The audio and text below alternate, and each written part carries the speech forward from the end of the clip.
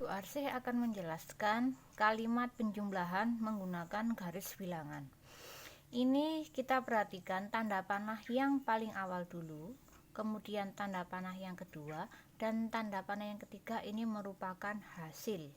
Nah, jika dilihat kalimat penjumlahan, maka tanda awal dulu kita perhatikan arah ke kiri atau arah ke kanan. Arah ke kiri menunjukkan ke negatif 6. Ya.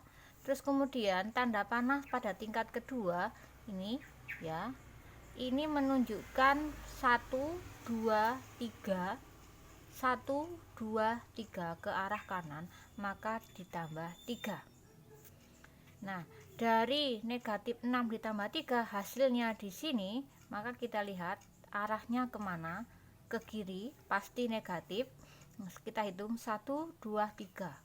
Nah, karena arahnya ke kiri, negatif 3. Jadi hasil dari negatif 6 ditambah 3 adalah negatif 3. Nah, kalimat penjumlahan ini jika tidak menggunakan garis bilangan, maka negatif 6 ditambah 3 kita cari perumpamaan.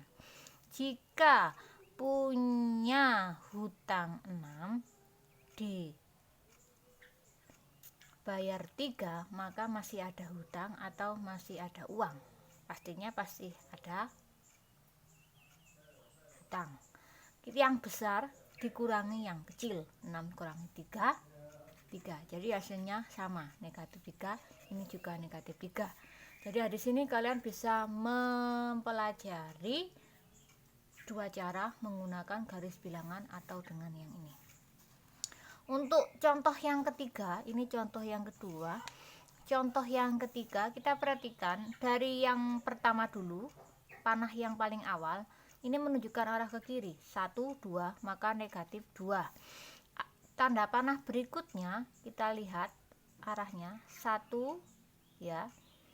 1 2 3 4, arah ke kiri lagi, maka negatif 4. Nah, kita tambah negatif 2 ditambah negatif 4. Di sini kita lihat arah panahnya ke kiri, menunjukkan 1 2 3 4 5 6. Nah, jadi negatif 2 ditambah negatif 4 sama dengan 6.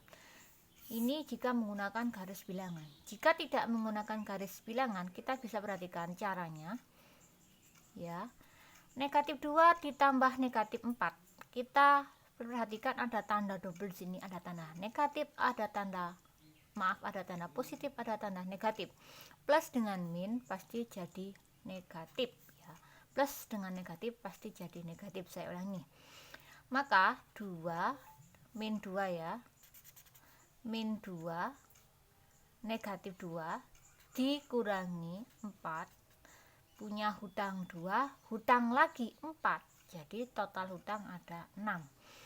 Ini kunci, kata kunci yang pertama. Negatif dengan negatif pasti positif. Positif dengan negatif pasti negatif. Negatif dengan positif pasti negatif. Positif dengan positif pasti positif. Ini contohnya.